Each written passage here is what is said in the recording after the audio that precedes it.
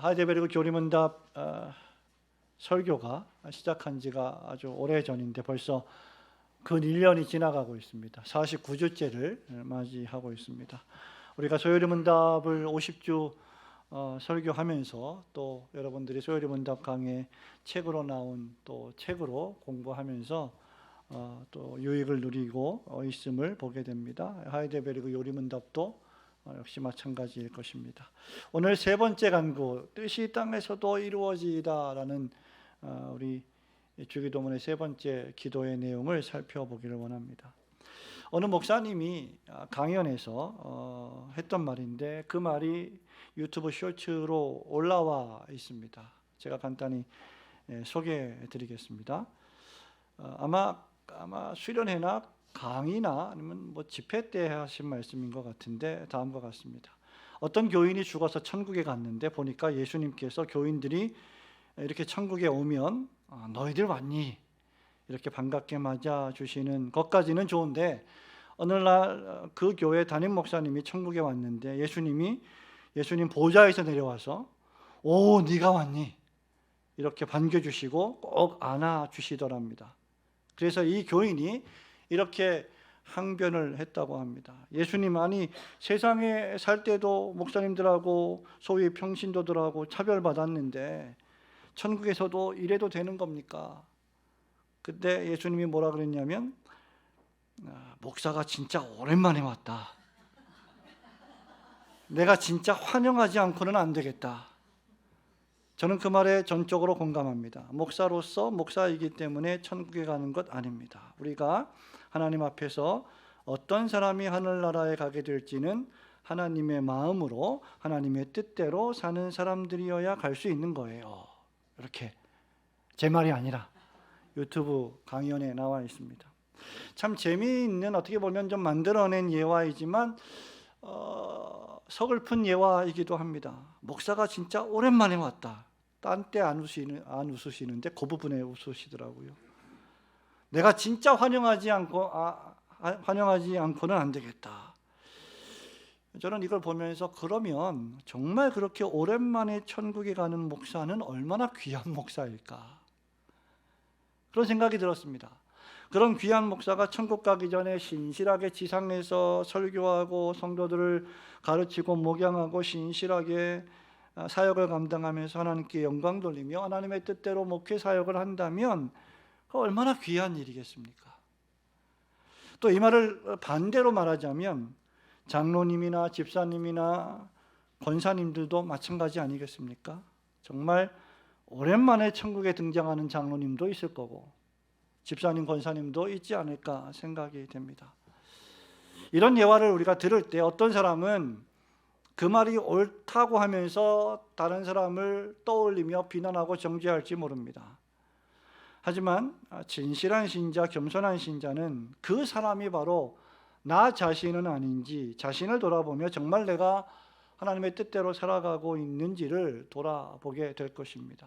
여러분이 잘 아시다시피 저의 설교에 이런 예화가 자주 등장하거나 많이 등장하지 않는 것을 아실 겁니다. 사실 이런 예화들은 우리들의 흥미를 유발시키기는 하지만 성도의 영적 성장에 그다지 큰 도움을 주지 못한다고 생각을 합니다. 듣기에는 참 좋은데 유익하지가 않다는 것이죠. 설교가 끝나고 나면 하나님의 말씀은 잘 기억해내지 못하고 이제 여러분들이 아마 목사가 오랜만에 왔다, 내가 환영하지 않고는 안 되겠다, 이런 말만 생각나게 될지도 모릅니다. 우리는 그런 예화보다 하나님 말씀의 깊은 이해가 더 중요하다고 생각을 해야 합니다. 서론이 길었습니다만은 오늘 우리가 주기도문의 세 번째 간구를 살펴볼 시간입니다. 여러분 잘 아시는 것처럼 주기도문의 세 번째 간구에서 뜻이 하늘에서 이루어진 것 같이 땅에서도 이루어지다라고 기도하라고 우리에게 명령하십니다.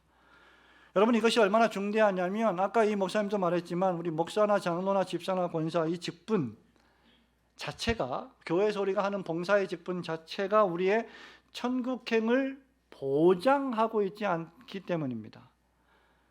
오히려 하나님의 뜻대로 행하는 자라야만 천국행이 보장되기 때문이죠. 우리 예수님이 마태복음 7장에서 아주 무서운 말씀을 하시지 않았습니까? 나더러 주여 주여 하는 자마다 다 천국에 들어갈 것이 아니다. 내 아버지의 뜻대로 행하는 자라야 들어갈 것이다 라고 말씀을 하셨습니다. 그러면 주기도문의 이 세 번째 간구, 뜻이 땅에서도 이루어지이다 라고 하는 기도는 어떤 기도일까? 오늘도 세 가지를 좀 살펴보려고 하는데, 첫 번째로 뜻이 이루어지이다 라는 이 기도는 자기 뜻을 버리고 내 뜻을 버리고 하나님의 뜻에 내가 아무런 반대를 하지 않게 해 주십시오 라는 기도입니다. 36절 말씀을 한번 볼까요? 이르시되 아빠 아버지여, 시작. 이르시되 아빠 아버지여, 아버지께는 모든 것이 가능하오니 이 잔을 내게서 옮기시옵소서. 그러나 나의 원대로 마시옵고 아버지의 원대로 하옵소서 하시고. 아멘. 아주 유명한 말씀이죠. 하나님의 뜻이란 성경에서 가장 심오한 주제이기도 합니다. 우리 예수님께서도 지금 내 원대로 마시고 아버지의 원대로, 아버지의 뜻대로 하시기를 원합니다라고 기도하셨는데요. 아버지의 뜻이 무엇일까? 사도 바울은 에베소 교회 교인들에게 편지하면서 하나님을 소개할 때요, 에베소서 1장 11절에서 하나님이 자기 마음의 원대로, 달리 말하면 하나님이 자기 마음의 뜻대로 역사하시는 분이시다 이렇게 소개합니다. 모든 일을 그의 뜻의 결정대로 일하시는 이의 계획을 따라 우리가 예정을 입어 그 안에서 기업이 되었으니 라고 말했습니다. 바울은 우리가 지금 호흡하며 살아가는 이 세상의 모든 만물, 우주 역사, 이 세상 만사의 모든 일을, 여러분의 개인적인 인생의 역사를 포함한 모든 일들을 하나님 당신의 뜻대로 결정대로 이루어 가신다라고 말하고 있는 것입니다. 하나님은 그런데 그 뜻을 이루어 가실 때 사람과 달라서 뜻을 굽히시거나 그 뜻을 변경하시거나 그 뜻이 실패하도록 두시는 분이 아니십니다. 하나님께서 뜻하시면, 즉 작정하시면, 결정하시면 그것은 무조건 성취됩니다. 그런데 예수님께서는 주기도문에서 우리에게 기도를 가르치시면서 뜻이 하늘에서 이루어진 것 같이 땅에서도 이루어지기를 너희가 기도하라고 가르치셨습니다. 그러면 우리의 기도는, 이 주기도문의 이 기도는 우리의 기도 여하에 따라서 하나님께서 그분의 뜻을 바꾸실 수도 있음을 암시하고 있습니다. 그러면 이 두 가지는 과연 모순되는 것일까? 하나님이 결정하신 그 뜻과 내가 기도함으로 그 뜻이 이루어지기를 원하는 것은 모순되는 것일까? 결코 그렇지 않습니다. 우리는 그래서 하나님의 뜻에 대하여 성경적으로 이해할 필요가 있는데, 모세는 신명기 29장 29절에서요, 유명한 말씀입니다. 29장 29절, 하나님의 뜻에 대해서 감추어진 뜻과 드러나지 않은 뜻과 나타난 뜻이 있다고 말합니다. 감추어진 일은 우리 하나님 여호와께 속하였거니와 나타난 일은 영원히 우리와 우리 자손에게 속하였나니 이는 우리에게 이 율법의 모든 말씀을 행하게 하심이니라. 즉 이 율법의 모든 말씀, 기록된 구약과 신약 성경의 말씀은 우리에게 나타난 일이고, 그렇지 않은 것은 감추어져 있다, 우리에게 드러나 있지 않다라는 말씀입니다. 감추어진 일은 영원토록 하나님께 속한 것입니다. 결코 변경되거나 취소되거나 실패하지 않습니다. 그러나 나타난 일은 우리에게 속한 것으로서 하나님께서 우리에게 바라시는 뜻입니다. 하나님이 우리에게 원하시는 일입니다. 신학자들은 이것을 하나님께서 정해놓으신 뜻과 하나님이 바라시는 뜻으로 해석하기도 합니다. 다른 익숙한 표현으로는 하나님의 절대하신 주권과 인간의 책임이라고 정의할 수도 있을 겁니다. 물론 이 교리는 인간의 이성으로는 완전히 우리가 범접하거나 포괄하거나 이해할 수 없는 신비이기도 합니다.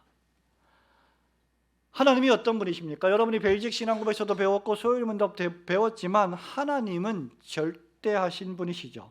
이 말은 상대할 자가 아무도 없다는 말입니다. 감히 하나님을 상대하여 이길 자가 없다는 뜻이죠. 하나님은 전능하신 분이십니다. 모든 것을 가능하게 하신다는 뜻입니다. 하나님은 전지하신 분이십니다. 모든 것을, 과거와 현재와 미래의 모든 것을 다 알고 계신다는 말입니다. 우리 예수님은 하나님께서 우리의 머리털이 몇 개인지도 다 세신 바 되신 분이시다라고 말씀하셨습니다. 그럼에도 불구하고 예수님은 우리가 기도하기를 바라십니다. 하나님은 우리가 기도하기를 원하십니다. 왜 그럴까?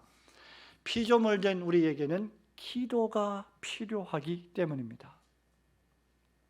우리는 더 정확히 말하면 기도의 훈련이 필요한 자이기 때문입니다. 우리는 하나님께 존재를 빚진 자들이죠. 하나님이 우리를 지으셨습니다. 흙으로 우리를 빚으시고 그 코에 생기를 불어넣으셔서 살아 움직이는 생명이 되게 하셨습니다. 우리는 하나님이 지으신 바 된 피조물입니다. 그런 자들이 하나님께 의존적이라는 사실은 당연합니다. 그러므로 창조주께서 그렇게 기도하라고 명령하셨다면 우리는 이유 불문하고 그 명령을 따라 기도해야 합니다. 또한 우리는 기도를 통해서 우리 자신의 뜻, 내 자신의 뜻을 포기하고 하나님의 뜻을 따를 줄 알아야 합니다. 이것은 하나님을 하나님 되시게 하는 믿음과 밀접한 관련이 있습니다. 여러분 창세기 1장, 2장, 3장에서요. 아담과 하와가 하나님께 불순종하여 뱀이 하나님께서 정말 그렇게 말씀하시더냐라고 하는 그 말에 유혹을 받아서 하나님의 계명을 어기고 말씀을 어기고 불순종하여 범죄하고 타락했을 때 아마 추측하기로 기도 생활을 게을리하지 않았을까 라는 생각을, 그런 상상을 해봅니다. 만일 우리가 진실되게 우리의 창조주 하나님 아버지께 기도한다면 결코 하나님의 뜻을 모를 리 없고 또 하나님의 뜻을 배신하고 자신의 뜻을 관철시키려는 어리석은 행동은 저지르지 않았을 것입니다. 참된 기도는 그렇기 때문에 특별히 하나님의 뜻이 이루어지기를 바라는 기도이며 그것은 교만한 기도가 아니라 겸손한 기도입니다. 의존하는 기도입니다. 내 뜻이 아니라 하나님의 뜻이 이루어지기를 바라는 기도입니다. 여러분, 우리 예수님을 보십시오. 오늘 본문 말씀에 하나님의 독생자이시자 거룩하고 경건하시고 어미로우신 신성을 지니신 분께서 십자가를 지시기 전에 겟세마네 동산에서 기도하시면서 그 십자가의 길이 얼마나 어렵고 고통스러우셨으면 아버지께서는 모든 것이 가능하오니 이 잔을 내게서 옮겨달라고 기도하셨습니다. 그 앞에 말씀에 보면 내 마음이 심히 고민하여 죽게 되었다라고 고통을 토로하셨습니다. 그러나 이어서 나의 원대로 마시옵고 아버지의 원대로 하옵소서라고 기도하셨습니다. 성자 하나님이신 예수님께서 그 구속의 경륜의 질서에 따라서 성부 하나님 아버지께서 하라고 맡겨주신 일을 비록 심히 고민할 정도로 고통스럽고 괴로웠지만 그 아버지의 뜻에 자신을 순종하셨습니다. 여러분, 이것이 얼마나 신비한 일일까? 이것이 얼마나 놀라운 일일까? 성부와 성자와 성령 하나님이 영광과 권능과 권위가 동등하신 분이신데 성자 예수님께서 아버지 하나님이 맡겨주신 그 사명을 자기 뜻을 버리고 아버지의 뜻에 맞추셨다는 것은 가히 상상하기 어려운 일입니다. 그리고 그 순종조차 죄인된 우리들의 죄 용서와 구원을 위한 것이었습니다. 그러면 하나님의 독생자이신 하나님과 그 영광과 권세가 동등하신 예수님조차, 그리스도조차 하나님 아버지의 뜻을 따르셨다면 그와 비교도 되지 않을 피조물된 우리들은 얼마나 더 하나님의 뜻을 따르며 기도해야 할까? 우리가 기도할 때 얼마나 우리의 뜻을 하나님께 맞추어야 할까 생각할 줄 알아야 합니다. 그래서 하이델베르그 요리문답 124번이 우리에게 그것을 잘 설명해 주는데요. 우리 한번 문답을 해 보겠습니다. 주보 3페이지에 있습니다. 제가 질문합니다. 어떤 것이 세 번째 간구입니까? 답 시작. 뜻이 하늘에서 이루어진 것 같이 땅 모든 사람이 우리 자신들의 뜻을 버리고 불평 없이 주님의 유일하게 선하신 뜻에 순종하게 하시니 각 사람이 자신이 받은 직분과 소명을 하늘의 천사들처럼 기꺼이 그리고 충성스럽게 수행하게 하옵소서입니다. 네. 요리문답은 뜻이 하늘에서 이루어진 것 같이 땅에서도 이루어지다라는 이 세 번째 간구의 핵심을 뭐라고 말하냐면 모든 사람이 자기들의 뜻을 버리는 것입니다라고 진술합니다. 여러분, 이게 제일 어려운 일입니다. 신앙의 싸움은 언제든지 이 싸움입니다. 바로 우리 자신들의 뜻을 버리고 포기하고 접고 하나님의 뜻에 순종하는 것 말이죠. 짧지 않은, 짧으면 짧고 길면 긴 목회를 하면서 점점 깨닫는 불편한 진실이 있습니다. 우리 신앙의 선배들, 우리 선배 목사님들도 종종 그런 말씀을 하십니다. 그건 뭐냐면 적지 않은 교인들이 자신의 뜻을 다 결정해 놓고 와서 목사님 상담할 일이 있습니다, 이렇게 말을 한다는 거예요. 많은 교인들이 자신들의 진정한 문제들을 가지고 목회자에게 찾아오는데 그러기 전에 먼저 결정해 놓고 온다는 것이죠. 그리고 그것이 하나님의 말씀에 때때로 위배되며 자기 자신 바람직하지 않다는 것을 알고 있습니다. 그럼에도 목회자로부터 그것을 인정해 주고 지지해 주기를 허용하는 마음으로 찾아옵니다. 그럴 때 자신의 뜻을 버리고 하나님의 말씀인 성경과 목회자의 진심 어린 조언을 따르는 성도는 얼마나 아름답습니까? 우리 예수님께서 이런 기도의 모범을 보이셨습니다. 겟세마네 동산에서 예수님은 땀방울이 핏방울이 되기까지 기도하셨습니다. 할 수만 있으면 이것을 지나가게 해달라고 요청하셨을 정도입니다. 하지만 예수님의 뜻보다 하나님 아버지의 뜻대로 하시기를 기도하셨습니다. 하나님의 뜻이 이루어지기 위해서는 그래서 내 뜻을 포기할 줄 알아야 합니다. 이게 가장 어려운 일입니다. 왜냐하면 사람들은 전부 다 자기 자신이 의롭고 거룩하고 경건하고 옳다고 생각하는 경향이 있기 때문입니다.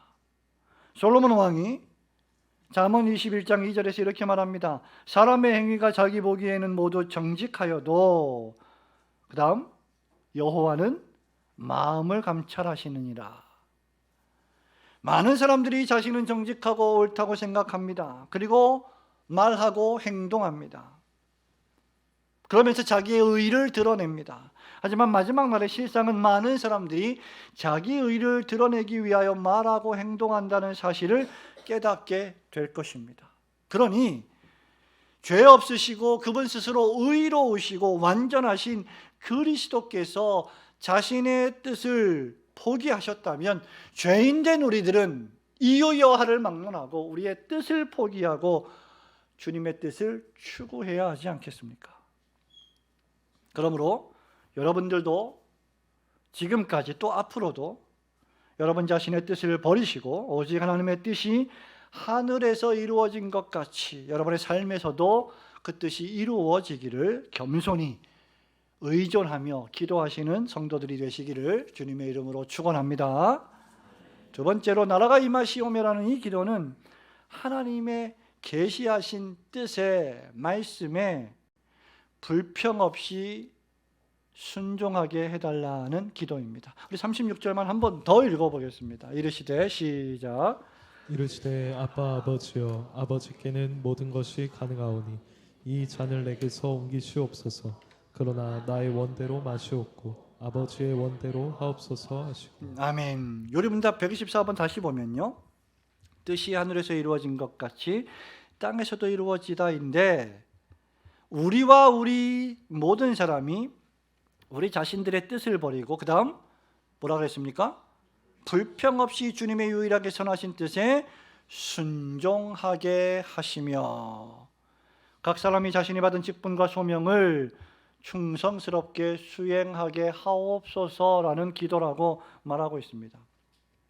요리문답은 이 세 번째 간구의 부정적인 측면, 즉 참된 기도란 우리 자신들의 뜻을 포기하는 것이다라는 것만 강조하지 않습니다. 긍정적인 측면을 부각시키는데 그것이 뭐냐면 불평 없이 주님의 유일하게 선하신 뜻에 순종하게 하기를 원하시는 기도입니다.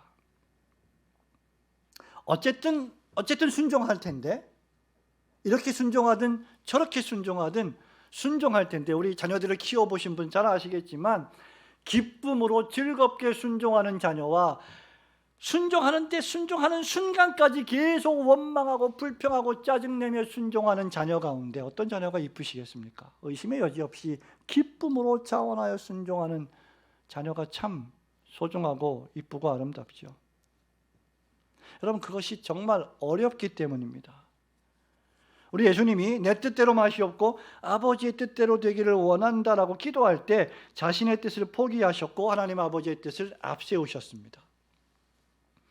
요리문답은 이 주기도문의 세 번째 기도가 정확히 이 예수님의 겟세마네 동산에서의 기도를 염두에 두고 우리 자신들의 뜻을 버리고 욕망을 버리고 유일하게 선하신 뜻을 지니신 하나님께 순종하는 기도라고 진술하는 것입니다. 우리가 우리 자신의 뜻을 포기하고 하나님의 뜻이 이루어지기를 기도하려면 대단한 믿음이 필요합니다. 용기 있는 믿음이 필요합니다. 그 믿음은 무엇이냐면 바로 하나님과 하나님 그분의 뜻이 항상 옳고 언제나 옳으며 나아가 우리에게 유익하다는 것을 신뢰하는 것입니다. 우리가 무슨 믿음이 대단히 좋아서 얼마나 우리의 믿음이 강력해서 내 뜻을 포기하고 아버지의 뜻을 추구할 수 있겠습니까? 우리는 그런 존재가 못 됩니다. 그러려면 하나님이 항상 옳고 언제나 옳으시며 하나님이 하시는 일은 나에게 언제나 유익하다는 믿음을 가져야 된다는 말입니다. 요리문답 124번은 예수님만이 유일하게 선하시다라고 대답합니다. 이 세상에 선한 사람은 아무도 없습니다. 완벽한 사람 아무도 없습니다. 바울이 로마서 3장 10절에서요, 의인은 없나니 하나도 없다 생각하는 것이 항상 악하다, 입만 열면 독사의 혀다라고 비난했습니다. 광야에서 원망했던 이스라엘 백성들을 예로 들면서 바울은 또다시 고린도전서 10장 12절에서 너희들이 선줄로 생각하거든 넘어질까 조심해라, 교만하지 말라라고 경고하고 있습니다. 마가복음 10장 18절에서 심지어 우리 주님께서도 하나님 한 분 외에는 선한 이가 없느니라고 하셨습니다. 하나님만이 유일하게 선하십니다. 이 세상에는 본성적으로 선한 자가 아무도 없습니다. 대다수의 민주주의 국가에서 여러분 삼권이 분립되어 있는 이유가 무엇일까요? 그 어떤 하나의 기관이 자신의 뜻을 절대적으로 관철시킬 수 없게 하기 위함입니다. 정치에 대해서 큰 관심을 기울이지 않았는데 계엄 사태와 탄핵 사태 이후에 우리 시민들이 정치에 대한 관심을 대단히 많이 가지고 있는 것 같습니다. 행정부, 사법부, 입법부가 각각 독립적으로 고유 권한을 행사하고 기능하면서 협력해야, 서로를 존중해야 나라가 평안해집니다. 그런데 이런 의미에서 지상에 있는 그 어떤 나라도 그 어떤 기관도 완벽하지 않습니다. 완전하지 않습니다. 그래서 그들에게 잠시 백성들을 다스릴 권한을 위임해 주셨다는 것을 인식하고 겸손하게 국민들을 섬겨야 할 것입니다. 그렇지 않고 자신들의 뜻을 절대화한다면 우리는 그런 왕이나 대통령이나 사법부나 입법부를 독재적이라고 말할 수 있을 것입니다.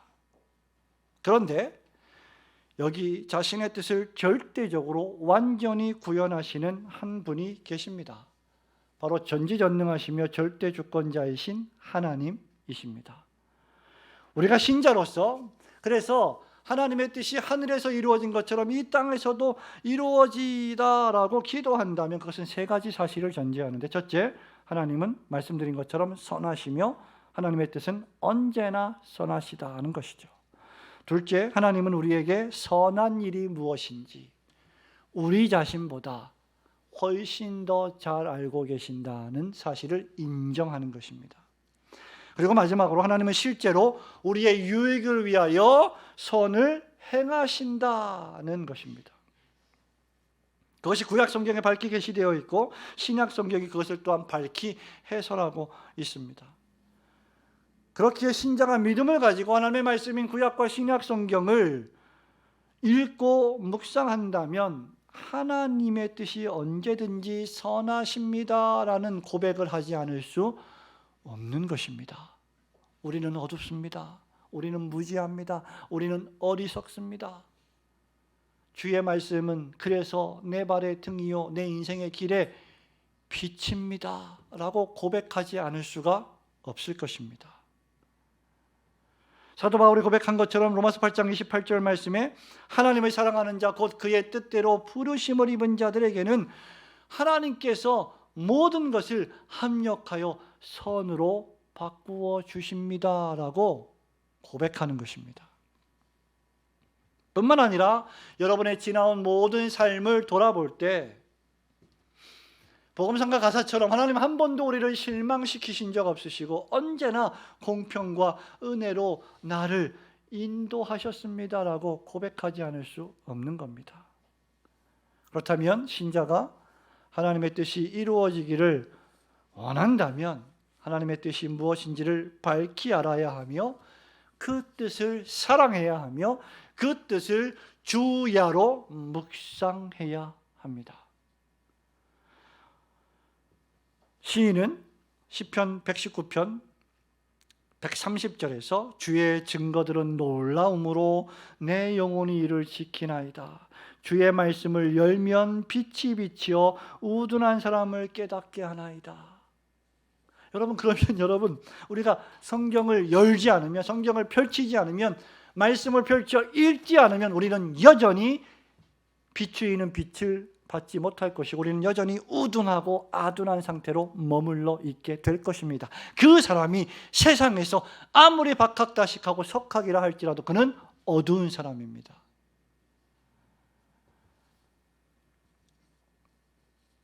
시인은 또다시 시편 119편 131절에서요. 그래서 이렇게 말합니다. 마치 사슴이 시냇물을 찾기에 갈급함같이 자신이 주의 계명들을 사모함으로 입을 열고 헐떡였노라. 목이 말라서 물을 찾느라고 그렇게 갈급하게 시냇물을 찾는 사슴처럼 말씀이 갈급해서 헐떡이는 영적 상태를 시인이 묘사하고 있습니다. 우리가 주의 선하시고 지혜로우신 계명의 말씀을 믿음으로 읽고 고백하고 묵상한다면 그 말씀들은 여러분들을 지혜로 인도해 줄 것입니다. 여러분이 말씀을 읽으면 읽을수록 여러분의 뜻을 포기하고 그 말씀들을 통하여서 하나님의 뜻을 추구하도록 그 말씀이 여러분들을 인도해 줄 것입니다. 근데 이 싸움에서 지면 안 되는 거죠. 성경을 펼쳐서 말씀을 읽는데 자꾸 여러분을 찌릅니다. 안식일을 기억하여 거룩히 지키라 찌릅니다. 내 부모를 공경하라 불효하는 나를 찌릅니다. 간음하지 말라 간음하는 나를 찌릅니다. 도둑질하지 말라 도둑질하고 있는 나를 찌릅니다. 형제에 대하여 원망하고 욕하는 나를 찌르고 있습니다. 그러니까 덮어버리죠. 말씀의 조명의 빛을 받기를 거부해버립니다. 그러면 우리는 또 아둔해지고 우둔해지는 것입니다. 우리가 진정으로 그 말씀들을 묵상한다면 우리로 하여금 하나님의 뜻을 추구하도록 말씀의 능력이 우리를 인도해 줄 것입니다. 시인은 시편 119편 105절에서 그렇기에 주의 말씀이 우리 발 앞을 비추는 등이요 우리 인생의 길을 비추는 빛이다라고 고백한 것입니다. 하나님의 뜻을 더욱 깊이 알면 알수록 우리 뜻대로 되지 않는다고 불평하는 대신 하나님의 뜻이 있을 거야. 난 잘 모르지만 난 아직 잘 모르겠지만, 난 이게 잘 납득이 안 되는 상황이지만 그럼에도 불구하고 분명히 이것을 허용하신 하나님의 뜻이 있을 거야 라고 기도하면서 겸손히 하나님의 뜻에 순종하게 될 것입니다. 그러므로 하나님의 뜻은 언제든지 선하다는 사실을 깨닫고 하나님께서 어떻게 일을 처리하시든지 그것에 감사하고 아버지의 뜻대로 되기를 원합니다 라고 불평 없이 순종하시는 성도들이 되시기를 주님의 이름으로 축원합니다. 마지막으로 나라가 임하시오며 뜻이 이루어지기를 원한다는 이 기도는 아버지의 뜻이 하늘에서 이루어진 것처럼 땅에서도 이루어지기를 원합니다라는 이 기도는 기꺼이 신실하게 자신이 받은 직분을 수행하게 해달라는 기도입니다. 우리 42절 말씀 한 번 더 읽어보도록 하겠습니다. 42절입니다. 일어나라 함께 가자. 시작. 일어나라 함께 가자. 보라 나를 파는 자가 가까이 왔느니라. 아멘. 우리 예수님께서는 자기 뜻을 버리시고 하나님 아버지의 뜻에 순종하셨으며 실제로 그 뜻대로 고난 받으셨고 십자가에 못 박혀 희생하셨습니다. 예수님은 41절과 2절에서 때가 왔도다 하셨고 제자들에게 이제 일어나라 함께 가자 하셨습니다. 그리고 주님은 실로 골고다 고난의 길을 한 걸음 한 걸음 걸어가셨습니다. 예수님은 말로만 입술로만 하나님의 뜻에 순종하신 것이 아니라 실제 마음으로도 행동으로도 순종하신 것이죠. 실로 우리 주님의 전생애는 순종의 생애였습니다. 우리 예수님의 생애가 어떤 생애냐라고 말할 때 예수님의 태어나심부터 돌아가시는 모든 순간까지가 순종의 생애입니다라고 요약할 수 있을 것입니다. 창세전의 구속 협약에 따라서 하나님 아버지의 명령으로 또 영원한 독생자가 되시고 때가 참에 여자에게서 태어나셔서 죄인의 구원을 위한 고난의 길을 걸어가야 하는 그 구속자의 길을 주님은 순순히 순종하며 걸어가셨습니다. 하나님이시자 사람으로 오신 그리스도께서 우리의 구원을 위하여 세 가지 중대한 직무를 수행하셨는데 그것을 우리는 그리스도의 삼중직이라 부릅니다. 예수 그리스도의 선지자직, 제사장직, 왕직입니다. 예수님은 그 말씀으로 오신 선지자이셨고 예수님 자신이 진리로서 진리의 말씀을 선포하셨고 천국의 복음, 구원의 복음을 하나님의 나라를 선포하셨습니다. 예수님은 십자가에서 우리를 위한 화목제물로 자신의 생명을 친히 제물로 드리는 대제사장이셨습니다. 또한 예수님은 실로 유대인의 왕으로 나신 분이시며 모든 믿는 신자들의 왕으로서 다스리셨고 지금도 하나님 보좌 우편에서 우리를 다스리고 계십니다.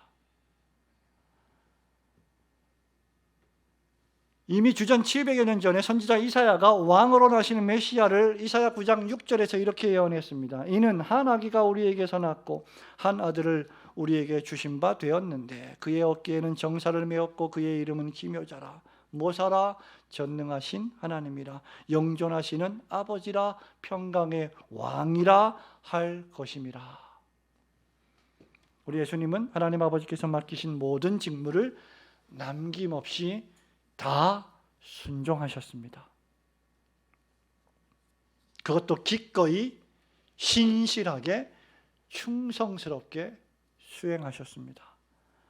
여러분 124번 문답을 한 번 더 볼까요? 어떤 것이 세 번째 강구입니까? 뜻이 하늘에서 이루어진 것 같이 땅에서도 이루어지다 인데 우리와 우리 모든 사람이 자신들의 뜻을 버리고 불평 없이 주님의 유일하게 선하신 뜻에 순종하게 하시며 각 사람이 자신이 받은 직분과 소명을 그 다음 하늘의 천사들처럼 기꺼이 그리고 충성스럽게 수행하게 하옵소서입니다 라고 진술합니다. 요리문답은 뜻이 이루어지다라는 이 기도가 단순히 하나님 뜻이 그냥 이루어지기를 바랍니다라는 수동적인 기도가 아니라 각 사람이 자신이 받은 직분과 부르심의 소명을 기꺼이 그리고 충성스럽게 수행하게 해달라는 능동적이며 적극적인 기도임을 분명히 합니다. 모든 교회 성도들은, 특별히 직분자들은 이 말씀을 마음에 새겨야 합니다. 뜻이 이루어지기를 원합니다라고 기도할 때 그냥 뜻이 이루어지기를 원합니다, 뭐 될 대로 되겠죠, 누군가는 하겠지요가 아니라 나를 통하여 내가 받은 직분과 나를 부르신 그 소명을 기초로 충성스럽게 내가 그 일에 순종하게 해달라는 기도라는 사실을 기억해야 한다는 것입니다. 바울은 에베소 교회 성도들에게 에베소서 4장 1절에 이렇게 말합니다. 너희가 부르심을 받은 일에 합당하게 행하라. 여러분, 교회의 직분, 교회의 직무, 봉사의 직무라는 것은 명예가 아니지 않습니까? 그 부르심에 합당하게 행하는 것입니다. 목사, 장로, 안수집사, 권사, 서리집사, 이 직무들이 이토록 중대한 것입니다. 신분에 맞게 충성하라는 것이죠. 합당하게 행하라는 말은 가치 있게 행하라는 말인데, 무엇이 가치가 있는 것일까요?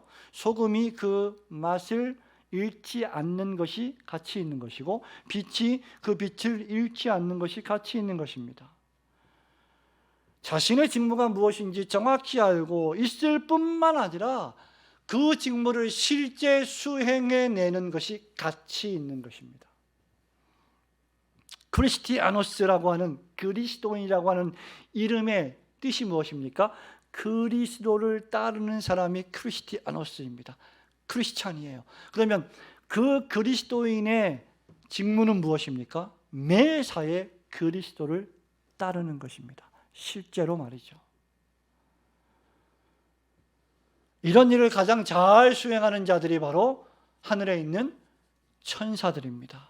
그래서 요리문답은 하늘의 천사들처럼 기꺼이 그리고 충성스럽게라는 문장을 덧붙인 것입니다. 하늘의 천사들의 직무가 무엇입니까? 여러분, 시편 103편 20절 이하에 보면 능력이 있어 여호와의 말씀을 행하며 그의 말씀의 소리를 듣는 여호와의 천사들이여 여호와를 송축하라. 그에게 수종들며 그의 뜻을 행하는 모든 천군이여 여호와를 송축하라. 여호와의 지으심을 받고 그가 다스리시는 모든 곳에 있는 너희여 여호와를 송축하라. 내 영혼아 여호와를 송축하라. 천사가 하는 일이 여호와를 송축하는 일인데, 여호와의 말씀을 행하며 그 말씀의 소리를 듣는 일이 천사들이 하는 일입니다. 그리고 그가 다스리시는 모든 곳에 있어서 그 일을 수행하는 자들이 천사들입니다. 천사들은 노하는 법이 없습니다. 천사들이야말로 아무런 사심 없이, 복선 없이 겸손히 여호와 하나님을 송축하고 여호와 하나님의 말씀에 순종하며 섬기는 자들입니다. 이사야가 부르심을 받는 장면이 기록된 이사야 6장에 따르면 높이 들린 보좌에 앉으신 여호와를 모시고 섰는 자들, 스랍들이 있는데, 즉 천사들이 있었습니다. 이 스랍들이 6날개가 있다고 했었죠. 2날개로는 자기의 눈을 가리고 2날개로는 자기의 발을 가리우고 2날개로는 날면서 거룩하다 거룩하다 거룩하다 만군의 여호와여 그의 영광이 온 땅에 충만하도다 라고 노래했습니다. 하늘의 천사들이 여호와 하나님의 뜻에 이렇게 기꺼이 복종하고 충성한다면 땅에 있는 우리들은 얼마나 더 여호와 하나님의 명령에 신실하게 충성해야 하겠습니까? 종교개혁자 칼빈이 제네바에서 추방당했다가 다시 제네바 교회가 칼빈을 극구 모셔오도록 요청을 했습니다. 우리가 너무 잘못했습니다. 칼빈 선생님이요, 다시 돌아와서 우리에게 말씀을 전해 주세요. 우리 제네바 교회를 다시 말씀으로 개혁해 주세요 라고 할 때 매우 고민스러웠습니다. 제네바에서의 생활이 기쁘지 않았기 때문입니다. 그때 파렐에게 보낸 편지에서 쓴 표현 가운데 하나가 Cor meum tibi offero domine prompt et sincere 라고 하는 라틴어입니다. 여러분, 우리 교회의 강단에 십자가에 새겨져 있는 라틴어 문장입니다. 내 심장을 주님께 바치나이다. 즉시, et, 그리고 sincere, 신실하게, 충성스럽게. 그것이 칼빈의 자세였습니다. 내 심장이 내 것이 아니고 주님의 것이기 때문에 내가 즉시 신실하게 주님의 명령에 순종하겠습니다. 그는 제네바로 돌아가서 다시 제네바 교회를 개혁했고 그 종교개혁이 온 유럽을 개혁하는 도화선이 되었습니다. 그러므로 성도 여러분, 말만 아니고 우리가 행함과 진실함으로 하나님의 뜻에 즉시 기꺼이 지금 당장 순종하시는 성도들이 되시기를 주님의 이름으로 축원합니다. 성도 여러분, 말씀을 맺습니다. 주의 뜻을 따르고 지키는 일은 고됩니다. 고되지 않은 일은 아닙니다. 그러나 슬픈 일은 결코 아닙니다. 그것은 매우 즐겁고 기쁘며 보람된 일입니다. 시인은 시편 19편 9절 10절에서 주의 계명의 말씀을 지키는 것과 여호와의 진실하고 의로운 법을 지키는 것이 순금보다 더 사모할 것이며 송이꿀보다 더 달콤하도다라고 노래했습니다.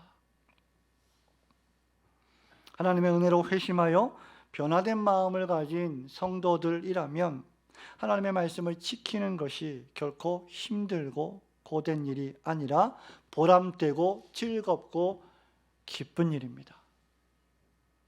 매 주일마다 여러분이 목사의 설교를 듣고 조별로 모여서 그 말씀을 묵상하면서 한 주간 살았던 하나님의 다스리심을 감사하는 고백을 하고 기도 제목을 나누고 말씀에 은혜 받은 것들을 묵상하는 모습들을 볼 때 목사가 참 기쁘지 않을 수 없습니다. 즐겁지 않을 수 없습니다. 그런데 목사가 이렇게 기쁘고 즐겁다면 하나님은 얼마나 더 기뻐하시고 즐거워하시겠습니까?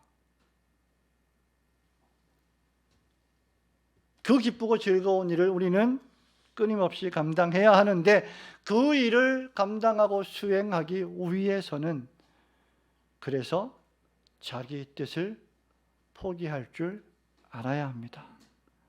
자기 자신의 육체의 정욕과 야망과 교만을 제어해야 합니다. 사단 마귀의 유혹과 공격에 맞서 싸워야 합니다. 우리는 남자답게 깨어 믿음에 굳게 서서 우리의 믿음을 약화시키고 주님을 따르지 못하게 하는 사단 마귀의 모든 유혹과 공격을 믿음의 장부답게 물리치셔야 합니다.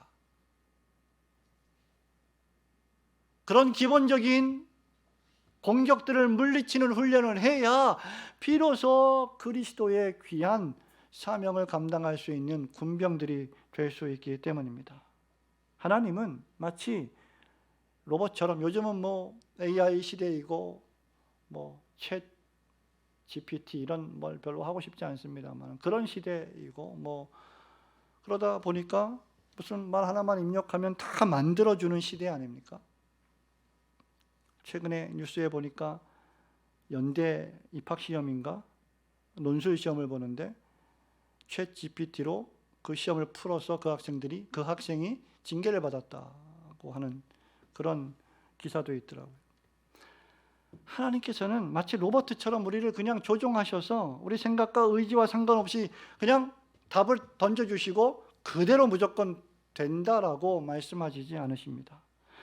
무조건 주님의 뜻을 따르도록 강제하실 수도 있으셨을 것입니다. 그러나 하나님은 우리 스스로 우리의 뜻을 우리가 포기하고 하나님의 뜻을 따르기를 원하시고 그 일을 위해서 성경 말씀을 우리에게 주셨습니다. 우리의 육체를 쳐서 복종시키고 그리스도를 향하여 높아진 모든 사상들을 대적하여 정복하고 그 모든 것들을 사로잡아서 그리스도께 순종하게 하셨습니다. 하나님은 우리가 하나님을 사랑하는 마음으로 그렇게 하기를 원하십니다. 억지로 하기를 원하지 않으십니다. 그러므로 하나님의 뜻이 하늘에서 이루어진 것 같이 이 땅에서도 여러분의 삶에서도 이루어지기를 원합니다라고 기도하시고 소망하실 뿐만 아니라 그렇게 충성스럽게 행하시는 성도들이 되시기를 주님의 이름으로 축원합니다.